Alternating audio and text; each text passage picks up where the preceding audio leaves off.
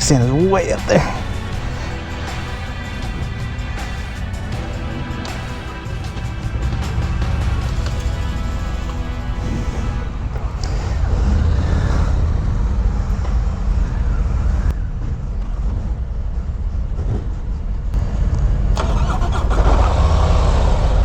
Howdy folks, today we are riding the Road Glide ST.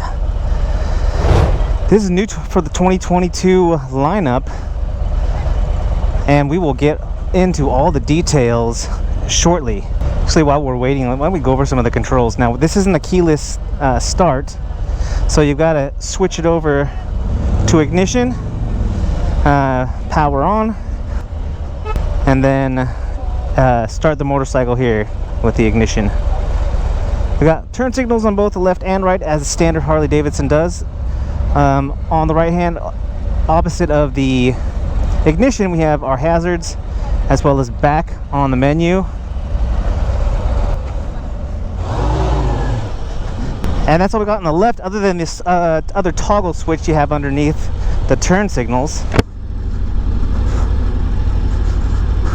On the right, on the left, we've got your light controls, high and low beam. You've got your push to talk, opposite of the turn signal on the left here. Traction control on and off, and horn in the same switch. And then you've got your controls here for your display at the bottom.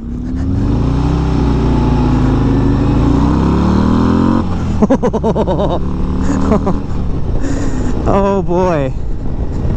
Now we got the fixed shark nose fairing up here in front, and actually sitting up nice and straight here, it gives you a nice wind deflection, and it doesn't, at least so far, you know, we're not going too fast here. We're up here around 50 miles an hour. There's not a whole lot of buffeting, and I like that. It also has this pass-through here, as you can see in the fairing, which, you know, makes it so you're not getting all the wind deflection right up over the top. Some of it's passing right through, which is nice. I think all the models that I've ridden that have this pass-through in the fairing, the Road Glide models that I've ridden, and then I've ridden the Indian Challenger, which also had that pass-through, and it's nice. It makes it so that buffeting is bearable.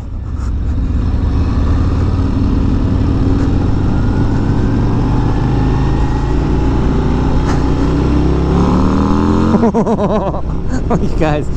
All right, so let's get into some of the details now.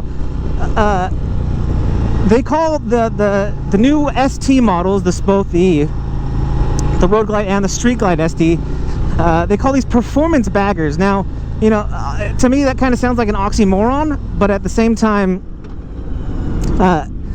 just feeling the difference here between this ST model and the typical Road Glide, and I've even ridden the Road Glide Special, this definitely has more pep.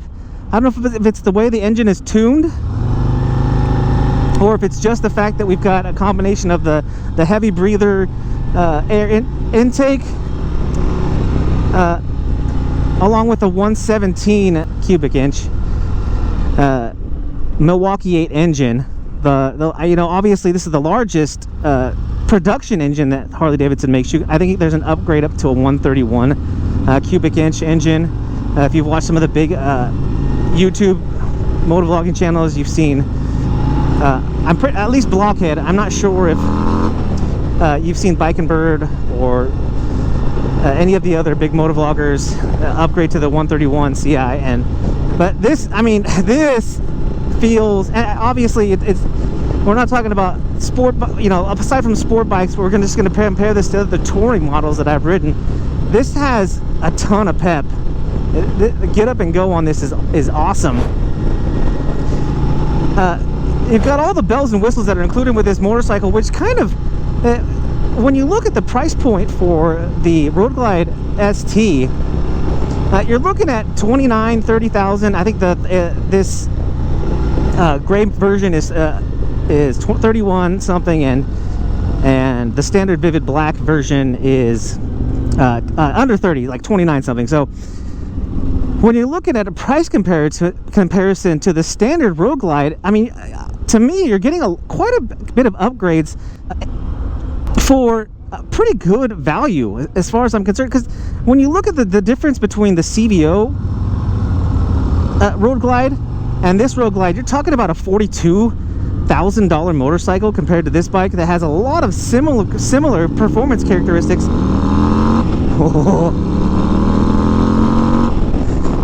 Yeah.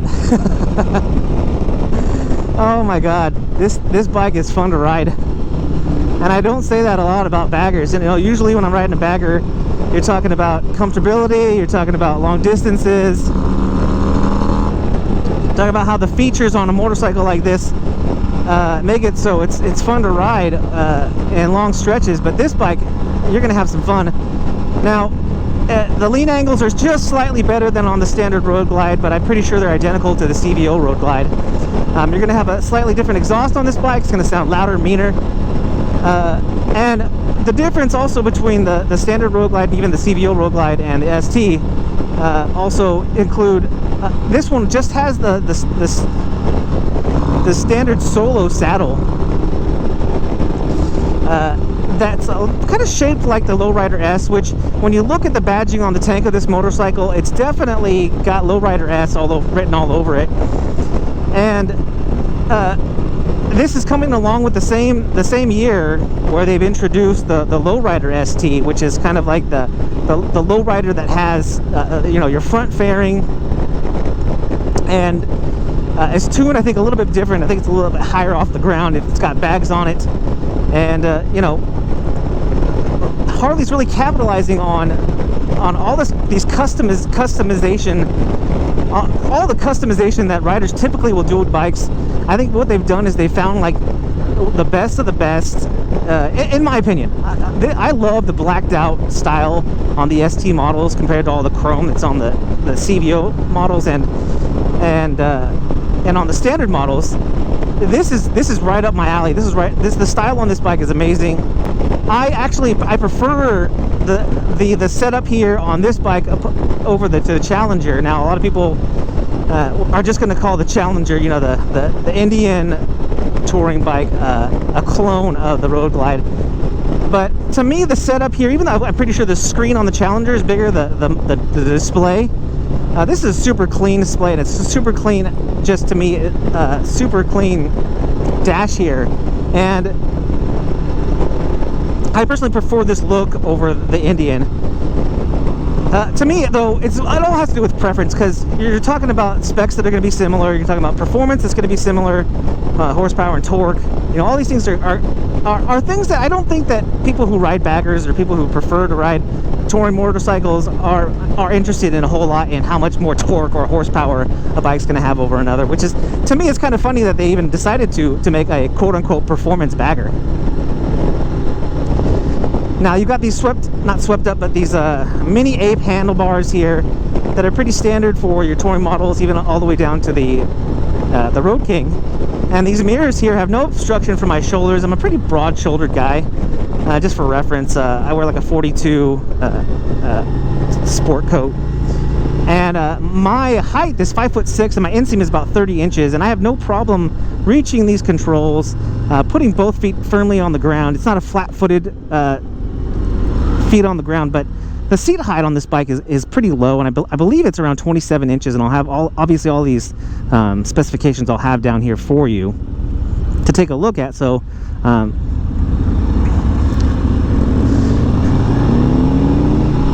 so I can be super accurate.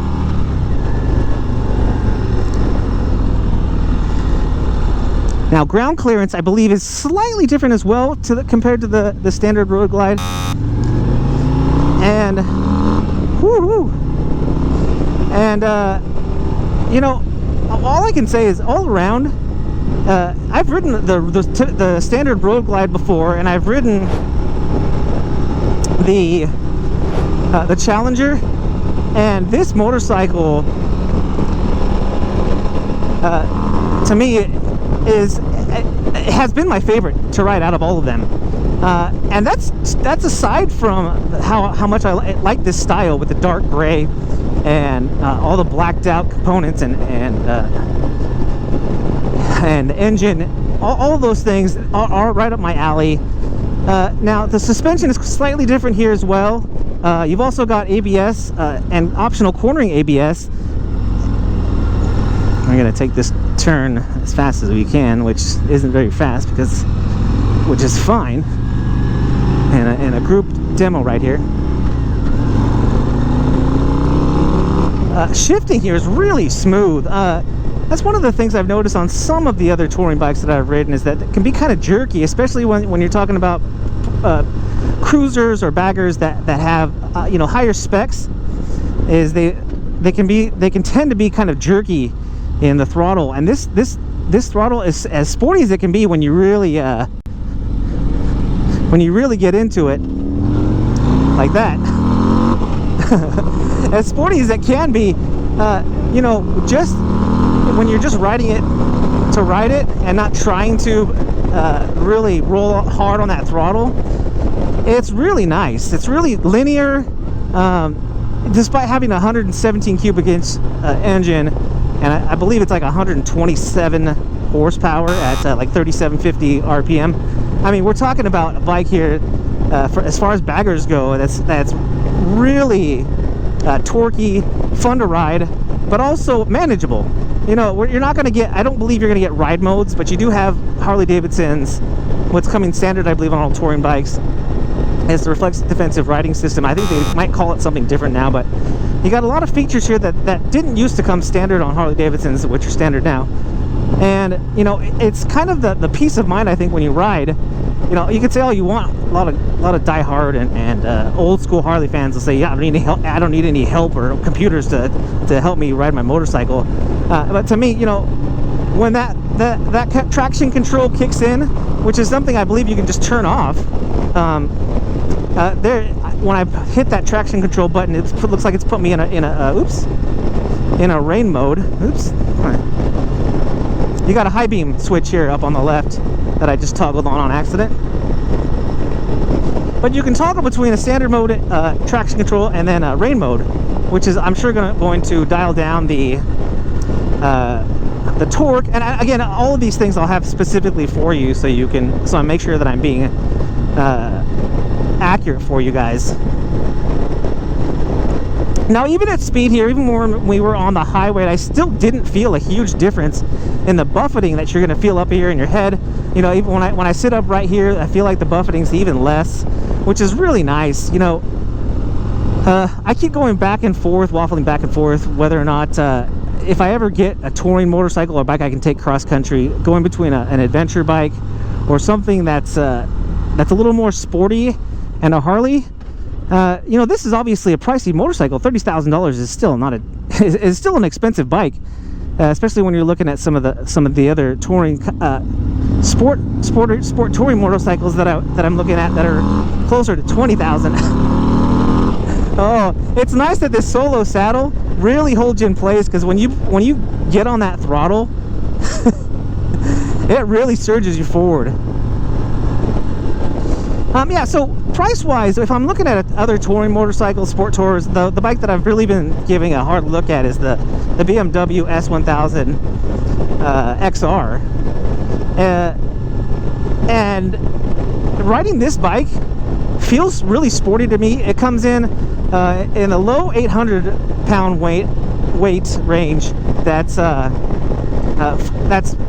in running order and not dry. Of course, this is going to be heavier than a sport touring motorcycle, but the ST version comes in lighter than the standard version, and I believe it comes in lighter than the CVO model. And as far as quote-unquote performance baggers go, you know, obviously this is not going to perform like a more nimble, lighter, sportier motorcycle, but out of all the touring bikes that I've ridden, when I'm talking about baggers, touring cruisers, this one's taking the cake. I mean, hands down. Really enjoying this motorcycle. This doesn't look like it's equipped with heated grips, but I'm sure that's something that you can add. You know, obviously, if you're looking at Harley-Davidson, you know, if you want a bike that's totally just decked out and specced out to to be road ready right out the gate without having to make any mods. You're looking at the CVO models.